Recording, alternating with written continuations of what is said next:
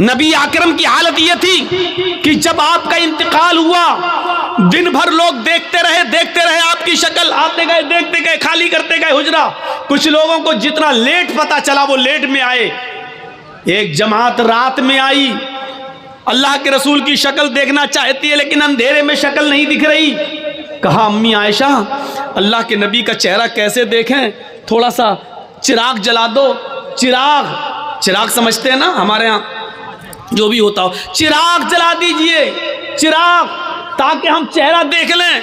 हजरत आयशा रोने लगी और रोते हुए कहती है, क्यों मेरा मजाक उड़ाते हो, अरे बाहर से आने वालों, क्यों मोहम्मद के घराने की इंसल्ट करते हो, क्यों मेरी जबान से ऐसे जुमले कहलवाना चाहते हो जो हम कहना नहीं चाहते। कहा अम्मा आयशा, हमने कौन सी इंसल्ट कर दी, हमने तो सिर्फ ये कहा कि चिराग जला दो, हमें नबी का चेहरा सही से देखना, अंधेरे में दिख नहीं रहा है, क्या मैं आखिरी बार दीदार भी ना करूं। तो हजरत आयशा फरमाती हैं कि तुम्हारे सरदार ने, तुम्हारे नबी ने, ये पैगंबर जो इस दुनिया से रुखसत हो गए, इन्होंने मेरे घर में इतना तेल भी तो नहीं छोड़ा है कि मैं चिराग जलाकर तुम्हें, अपने शौहर का, अपने पति का तुम्हें चेहरा दिखा सकूं। तो सियासी लीडर और सियासी मुदब्बिर में फर्क होता है। सियासत करना बुरा नहीं है, अगर समाज के लिए की जाए तो बहुत अच्छी बात है, समाज की सेवा के लिए की जाए तो बहुत अच्छी बात है, कौम की खिदमत के लिए की जाए तो बहुत अच्छी बात है। एक होता है सियासी लीडर, एक होता है सियासी मुदब्बिर। ये चीज़ अब हैदराबाद और महाराष्ट्र और मुंबई और दिल्ली की तकरीरों में बोलने में ज़रा अच्छा लगता है। अब यहाँ हम मुदब्बिर बोलने के बाद अब आपको समझाएं कि मुदब्बिर किसको कहते हैं। ये बड़ा अजीब मसला है। ये बंगाल में तो, और जहाँ बंगला माहौल है, हालांकि सबसे ज़्यादा प्यार हमें बंगाल ही में मिला, ये भी कोई, इसमें भी कोई शक नहीं। हम पूरे हिंदुस्तान जाते हैं, इसमें भी कोई शक नहीं, सबसे ज़्यादा प्यार हमें बंगाल ही में मिलता है। लेकिन सबसे ज़्यादा कम स्पीड और स्लो स्पीड में हमें यही बोलना पड़ता है। क्यों? क्योंकि मैं जानता हूँ बहुत तेज़ स्पीड में बोलूँगा तो सर से ऊपर चली जाएगी मेरी हिंदी उर्दू, तो इसलिए समझाना भी पड़ता है। एक होता है सियासी लीडर, पॉलिटिकल लीडर, और एक होता है मुदब्बिर, अक्ल व शऊर से काम करने वाला लीडर। सियासी लीडर और सियासी मुदब्बिर में फ़र्क होता है, और बहुत फ़र्क होता है। सियासी लीडर सिर्फ अपने लिए सोचता है और सियासी मुदब्बिर अपनी कौम के लिए सोचता है। दोनों में फ़र्क देखिए। सियासी लीडर सिर्फ अपने लिए सोचता है और सियासी मुदब्बिर अपनी कौम के लिए सोचता है। सियासी लीडर अपने आप को जिताने के लिए कौम की इज्जत व आबरू से खिलवाड़ कर जाता है, लेकिन सियासी मुदब्बिर अपनी कौम के लिए अपनी जिंदगी को दांव पे लगा देता है। दोनों में फर्क समझिएगा आप, समझ रहे हैं ना? तो ये सोचने की जरूरत है, सोचने की। तो उस जमाने में जो हुकूमत चलाया करते थे, जो खिलाफत किया करते थे, वो सियासी लीडर नहीं थे, सियासी मुदब्बिर थे। वो अपने लिए कुछ नहीं कमाते थे, वो अपनी कौम को और अपनी बिरादरी को और अपने समाज को ऊपर उठाने की कोशिश करते थे। इन दोनों में फर्क है। बताइए, हजरत मोहम्मद रसूलुल्लाह इस दुनिया से गए तो क्या था साथ में? क्या आपने सियासत नहीं की? क्या आपने हुकूमत नहीं चलाई?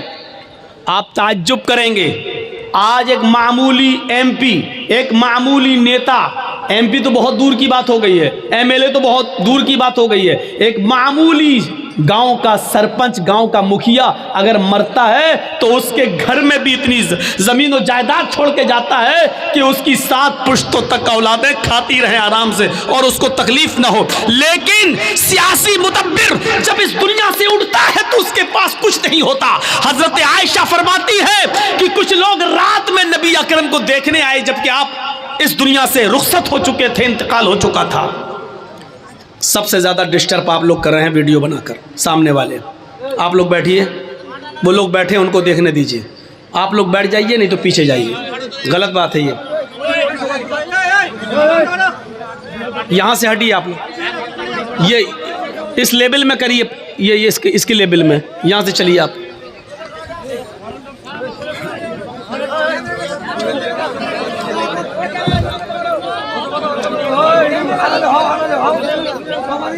हाँ चलिए, वो हो रहा है, रजाकार लोग, वॉलंटियर लोग ज़रा इनको देख लें, बैठाइए।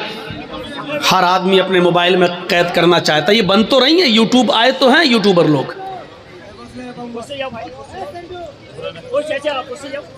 बस बैठ जाइए। तो सुनिए, सियासी लीडर जब मरता है तो बहुत कुछ अपने और अपनी औलाद के लिए और अपने रिश्तेदारों के लिए छोड़ के मरता है। सियासी मुदब्बिर जब इस दुनिया से जाता है तो उसके पास कुछ नहीं होता। मुहम्मदुर रसूलुल्लाह सल्लल्लाहु अलैहि वसल्लम जब इस दुनिया से गए, अबू बकर सिद्दीक इस दुनिया से गए, उमर फारूक इस दुनिया से गए, तो उनके पास क्या था? हम तो सिर्फ एक इलाके के जिम्मेदार हो सकते हैं। हजरत उमर तो 22 लाख मुरब्बा मील के जिम्मेदार थे। 22 लाख मुरब्बा मील, जानते हो ये इराक, ईरान, जो आज इजराइल है, ये फिलिस्तीन, शाम, उर्दुन है, और अलजायर, ये मिस्र, ये सारे मुल्क उनके अंडर में थे। आज तो ये अलग अलग कंट्री हैं, ये सब हजरत उमर फारूक के अंडर में थे, लेकिन इस दुनिया से गए तो खाली हाथ गए। अल्लाह ने इस्लाम को सबसे बेहतर मजहब कहा है। इन्नद्दीन इंदल्लाहिल इस्लाम, अल्लाह के नज़दीक इस्लाम सबसे ज़्यादा पसंदीदा दीन है। कौन सा इस्लाम? हमारे हालात को अगर कोई देखेगा तो कहेगा यही इस्लाम। हमारे मुआशरे, हमारे समाज, हमारी सोसाइटी में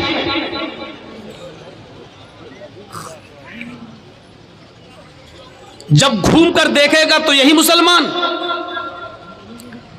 आपको मालूम है इस वक्त हमारी तादाद कितनी है? 30 करोड़ के पार। कुछ लोगों ने 35 करोड़ भी कहा है। 30 मान लो, कितनी? 30 करोड़। पूरे हिंदुस्तान के अंदर मदरसे कितने हैं? 3.5 लाख। हम दुनिया की बात नहीं कर रहे हैं, पूरी दुनिया के अंदर मदरसे कितने हमें नहीं मालूम, हम इंडिया की बात कर रहे हैं।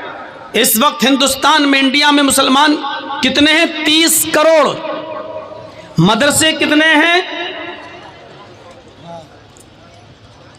3.5 लाख या 4 लाख। इन मदरसों से फारिग होने वाले उलमा की तादाद कितनी है? तकरीबन 50 लाख अब तक। अब आप जायजा लीजिए, मुसलमान कितने? 30 करोड़। मदरसे कितने? 3.5 से 4 लाख। उलमा कितने? 50 लाख। मस्जिदों में आने वाले नमाजी कितने? ओनली 2%, सिर्फ 2%। क्या कहिएगा? 30 करोड़ मुसलमानों में 4 लाख मदरसों के बाद 50 लाख उलमा के होते हुए मस्जिदों में नमाज पढ़ने वालों की तादाद सिर्फ 2%। जुमे के दिन ये तादाद बढ़ जाती है 5%।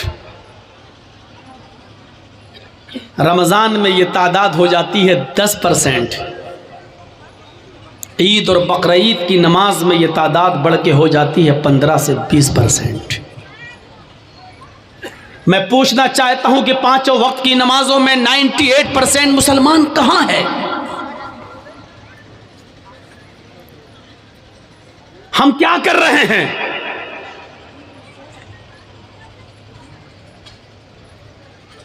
कौन सोचेगा? ये किसकी जिम्मेदारी है? ये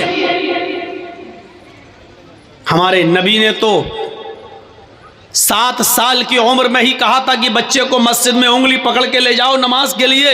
जब तुम्हारे बच्चे 7 साल के हों तो उनको मस्जिद की तरफ ले जाओ, नमाज का हुक्म दो। और जब 10 साल के हो जाएं नमाज ना पढ़ें तो उनको मारो, यानी मार मार के नमाज की आदत डलवाओ। 7-10 साल के बाद जब बच्चे को जबरदस्ती मस्जिद में लाया जाए तो ऐसा हो नहीं सकता कि 15 और 20 साल की उम्र में वो पक्का नमाजी ना बन सके। अभी एक छोटा सा कोई मुश्तगिल करने वाला नारा कोई लगा दे, हमारे समाज में हमारे सामने से गुजरता हुआ, मुसलमानों की बस्ती से गुजरता हुआ कोई जाए और एक छोटा सा नारा लगा दे, जय श्री राम, उसके बाद देखिए हमारा हाल क्या होगा। हम आपे से बाहर हो जाएंगे, गुस्सा खो बैठेंगे, कंट्रोल नहीं रहेगा हमें अपने आप पर। तुम्हारी हिम्मत कैसे पड़ी? यहां गुस्सा नहीं आना चाहिए था, यहां गुस्सा आ रहा है। और जहां गुस्सा आना चाहिए वहां गुस्सा हमें नहीं आता है। यह हमारी सबसे बड़ी कमजोरी है। वो मौलवी और होंगे जो कहते होंगे गुस्सा हराम है, मैं कहता हूं गलत। कौन कहता है कि गुस्सा हराम है? गुस्सा हराम होता तो हजरत उमर को कभी गुस्सा ना आता। गुस्सा हराम होता तो मुहम्मदुर रसूलुल्लाह सल्लल्लाहु अलैहि वसल्लम की आंखें गुस्से से सुर्ख कभी नहीं होती। ऐसा लगता था जैसे गुस्से में किसी ने आपकी आंखों में अनार का जूस डाल दिया हो, खून उतर आता था। अल्लाह के नबी की आंखें लाल हो जाती थी गुस्से में। कौन कहता गुस्सा हराम है? लेकिन अल्लाह के रसूल को गुस्सा नाजायज बात पर आता था, जायज बात पर नहीं। हमें आपको गुस्सा आना चाहिए। गुस्सा जिंदों को आता है, मुर्दों को नहीं। अगर आप जिंदा है तो आपको गुस्सा आना चाहिए, लेकिन गुस्सा कब आना चाहिए? जब आप ये देखो कि मेरा बेटा रात के 12 बजे मेरे घर आ रहा है, यहां आपको गुस्सा आना चाहिए। आपको नहीं आता है। आपकी बेटी 15, 16, 18 साल की अपने घर से अकेले निकलती है, अकेले मार्केट जाती है, अकेले शॉपिंग करके जब घर वापस आती है तो यहां आपको गुस्सा आना चाहिए। यहां गुस्सा आपको नहीं आता है। हमारी बेटी ऑनलाइन पढ़ाई करने के बाद भी मोबाइल चलाती है, व्हाट्सएप, मैसेंजर, फेसबुक इस्तेमाल कर रही है। जब तक वो यूट्यूब पर गाने ना सुन ले, कोई मूवी ना देख ले, तब तक वो बिस्तर पे सोने नहीं जाती है। यहां हमें गुस्सा आना चाहिए, लेकिन यहां हमें गुस्सा नहीं आता है। हमारी बीवी बेपर्दगी का मुजाहिरा करती है, यहां हमें गुस्सा आना चाहिए, लेकिन हमें गुस्सा नहीं आता है। हमारे घर में इस्लाम की धज्जियां उड़ाई जा रही हैं, यहां हमें गुस्सा आना चाहिए, लेकिन यहां हमें गुस्सा नहीं आता है।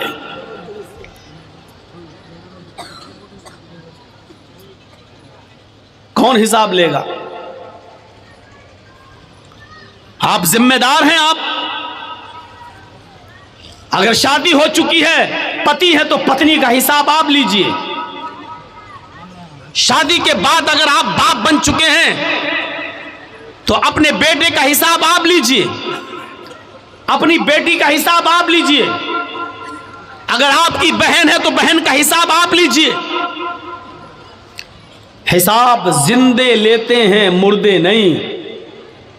और हिसाब जिंदों को देना पड़ता है, मुर्दों को नहीं।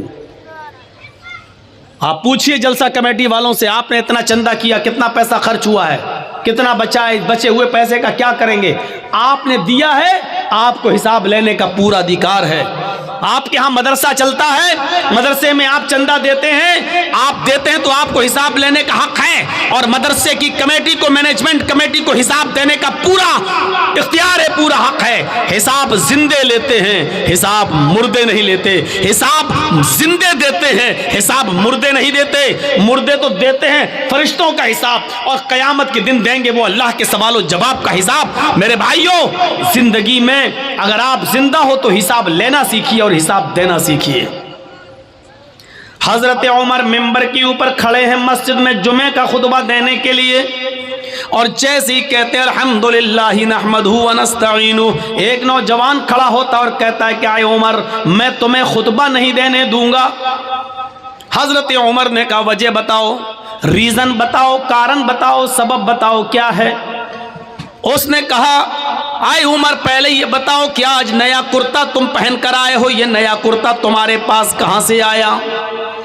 तुम्हारी तनख्वाह बैतुल माल से तुम्हारी सैलरी तो इतनी नहीं है कि नए कपड़े बनवा सको, फिर ये नया कपड़ा तुम्हारे जिस्म पर, तुम्हारी बॉडी पर, तुम्हारे शरीर पर कहां से आया? आज हिम्मत नहीं है, आप अपने गांव के मुखिया से भी हिसाब ले लो, सरपंच से भी हिसाब ले लो, इतनी हिम्मत नहीं है आपके अंदर। हिम्मत इस्लाम पैदा करता है। वो नौजवान उमर फारूक जो बात बात पर गुस्सा होकर गर्दन उड़ा देते थे, उनसे हिसाब ले रहा है, और हजरत उमर को जायज बात पर गुस्सा, नाजायज बात पर गुस्सा आता है, जायज बात पर नहीं। उसका हिसाब लेने का हक है, उसने लिया। हमसे अगर पूछ ले कोई तो हम गुस्सा हो जाएंगे।